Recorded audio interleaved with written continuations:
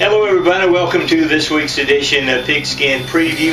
Lots of big football games coming up this Friday night. Of course, the big one in Walton County is Walnut Grove at Monroe area. That's a big 8 AAA ball game. George Walton Academy has got a tremendously big ball game at Prince Avenue. Loganville is going to be home against Cedar Shoals. Social Circle goes on the road, and Loganville Christian's got another big ball game. But joining us right now, before we get to David Johnson to talk about some of those ball games, is Coach Bob McCready of Covenant Christian Academy, the defending Independent Christian Schools Association of Georgia and Alabama state champions. It takes longer to say the words than it did for you to win the title.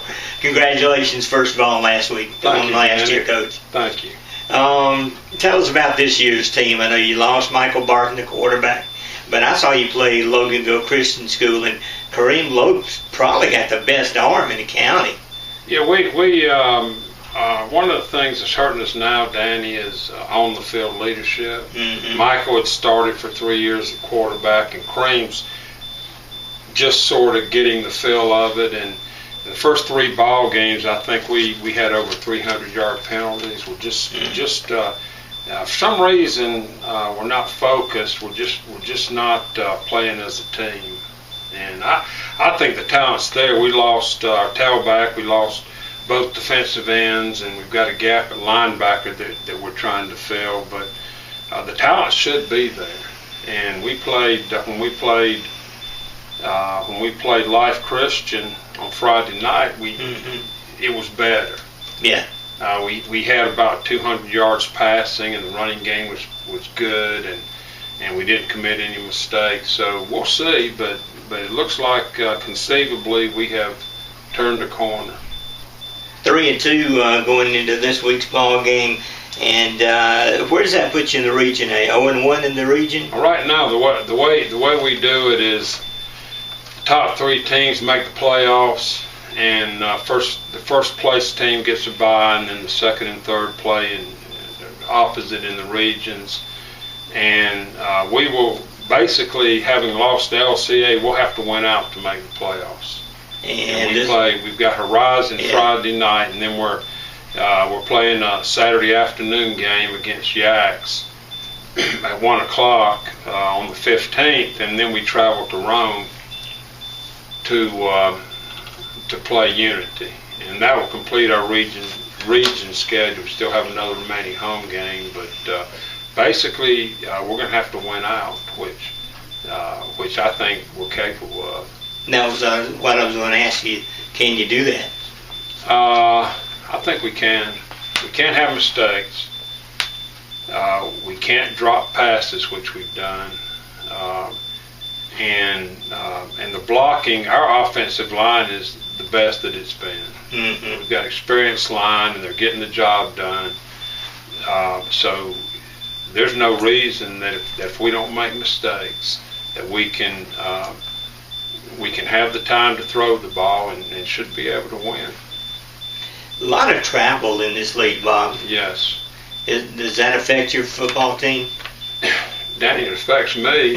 I can Getting relate home to that. at 2 o'clock in the morning is not fun, and by the time you review the tape and gather your thoughts together and start getting the plan ready for the next week, I mean it's already Saturday night. Mm-hmm. So it's hard. It is hard, Danny. We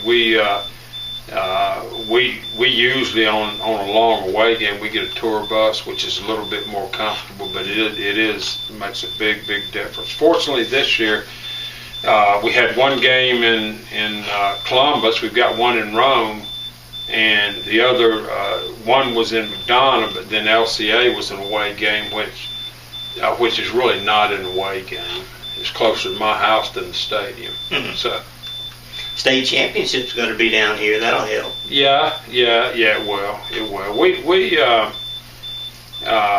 To be honest with you, I'm not a big fan of byes. Yeah. And last year we finished second in the region, so we played a game, and then we won out. So as far as I'm concerned, if if we can keep everything together and we can eliminate mistakes, then I'm thinking that we've got a chance to get it into the playoffs and see what happens. All right. One of the things about making it to the playoffs, if you look at the region standings, Danny, in our region, I think the teams in our region have won like 18 games, and if you look at the other region, I think they've won 5 or 6 ball games. So it's pretty clear at this point in the season that our region's the toughest. Yeah.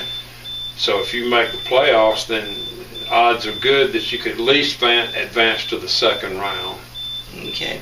Well, good luck Friday night against Horizon. That's the first of, 3 or 4 in a row you need to win? Yes, sir. 3. 3, okay. Yes, sir. Well, let's get it started then. All right, Danny. All right. Thank you very much. Thanks a lot, Bob. That's Bob McCready, head football coach here at Covenant. Now let's join David Johnson. We'll talk about the rest of this week's end schedule. And while we're talking about the independent Christian school leagues of Georgia and Alabama, I want to remind you that LCA, Loganville Christian Academy, is going to be playing on a Saturday night this week, as they'll be traveling to Mount Vernon. That's Mount Vernon Presbyterian School in Atlanta. Non-region contest. The Lions, of course, are 5-0 and in good shape to make the playoffs, and they're going to host the state championship game. So Coach Andre King and his ball club in good shape going into the second half of the season. All right, back here in Walton County, also big one, David, coming up this week, Walnut Grove and Monroe area. Last year, a mismatch, maybe not so much this time. Yeah, it could be an interesting game. If nothing else, it'll be fun to watch. Yeah. Both of these teams run different kind of offenses. Monroe, of course, runs that triple option that's always fun to watch, and now Walnut Grove's come in with this hybrid wing T thing that Coach Soto brought with him from Grayson. So, should be an interesting game. Clearly Monroe's going to be the favorite in this, and it's a bigger game for them, really. They're battling for that second consecutive year in the state playoffs, and clearly they'll be the favorite, but it could be a good game. One thing, Monroe has struggled mightily on defense this year, surprisingly enough. Last year they set a record for fewest points allowed in the season. All of last season they gave up 78 points, and 49 of those came in that one big loss to Gainesville. Past 2 weeks they've given up 65 points. So this is a defense that's really struggling. I talked to Coach Fligg earlier, and he mentioned they may have some competition in practice this week and try to get things squared away over there. Fortunately, their offense is clicking almost comparable to what it was last year. I think and I went and looked back the first 5 games last year, they'd scored 183 points. They've scored 171 this year. So triple option's working, and McCoy at quarterback has done a great job for him. I think he had 188 yards rushing last week. So right now they're just outscoring folks. And last year they scored a touchdown, the game was pretty much over. Their defense. But this year it's a little different. But then again, you talk about the defense. The offense is contributing a lot of those points with the turnovers. Okay. They're having a lot more turnovers. That's putting the defense in bad position sometimes. Oh, sure. Yeah, that makes a difference. Yeah, when you have these quick turnarounds and the defense is out there and having to defend a short field, it makes a difference. Of course, another thing that makes a difference, they don't have Stephon Tuitt and Darius Whitehead on the defense like they did. Last year they had 2 of the best players in the state on that defensive line. This year, that's not so much, so makes a difference. And as they go along in the second half of the season, those turnovers hopefully will cut down. I saw Walnut Grove last week, and they had another rough night against West Hall, but I really like some of their kids playing, especially quarterback Jonah Gwynn. Tyler Zielinski probably going to be kicking at the next level, whether punting or place kicking. So it's going to be an exciting football game, and I think it's homecoming for Monroe. I believe so, yeah. And that'll be a 7:30 start over at the pit here in Monroe. All right, the one you'll see this week, George Walton Academy at Prince Avenue. And if you'd have told me 3 years ago this would be for first place, I wouldn't have believed you. Well, if you told me at the start of the season, I wouldn't have believed it. Yeah, everybody thought last week when George Walton and Athens Academy thought that would be for region, and turns out it's a week later. And this Prince Avenue team has really shocked a lot of people, myself included. And it's not just that they're 5-0; it's the way they've gotten there. They've given up 7 points all year. They've outscored their opponents, their first 5 opponents, 149 7. So this, and on the other side, George Walton's looking quite strong on defense. Also, their first string defense has given up 15 points all year, and so this could be one of those old-fashioned defensive battles, one of those 7-3 kind of things. So we'll see. Yeah, but the winner of this has the inside track, and if you look down the schedule, pretty much this is probably for the region championship, the Region 8A championship. So we'll see. Should be a really, really good game. Prince Avenue is right off Highway 78 between here and Athens. In case you're not familiar with that campus, they'll kick off at 7:30. Cedar Shoals at Loganville, and both at 2 and 3. You would think right now both. I don't know if you say on the bubble or not. 4 losses in this league will definitely leave you in 5th place. Yeah, this is probably do or die for Loganville, because they, Cedar Shoals has already played those top 3 teams we talk about every week, Heritage, Clark, and Flowery Branch. They've already gotten them out of the way, gotten those losses out of the way. Loganville still got Flowery Branch, the 3rd-ranked team in the state, looming ahead on the schedule. So they really can't afford to lose this one. It's a must-win. Fortunately, strangely, this is a series. This Cedar Shoals Loganville series is one that's really turned around. When it first started, Loganville couldn't even stay on the field with them. They were really getting blown out. But they've beat Cedar Shoals 3 straight times, beaten the past 3 years, and really beaten them pretty handily the past 2. So series has really turned around, and so Loganville ought to feel pretty good going into it, because like I said, they've handled these guys pretty easily the past 3 years. I've seen those 3 ball games with Loganville, and Cedar Shoals has a tendency to turn the football over in extremely dangerous situations too. So if Loganville can get a big turnover late in that ball game, they might come up with a win against a team that's going to be a lot more athletic than the Red Devils. But if Garrett Ford can get the passing game going, and they found a couple of new running backs at Loganville, this one could be a toss-up. 7:30 game time at Red Devil Field. Social Circle goes in Athens Academy looking for a win, and that's not a good place to look for a win. No, this is not a good place for a team looking to turn things around. Social Circle, they just are really struggling big time. They haven't scored 4 straight shutouts, haven't scored in 19 straight quarters.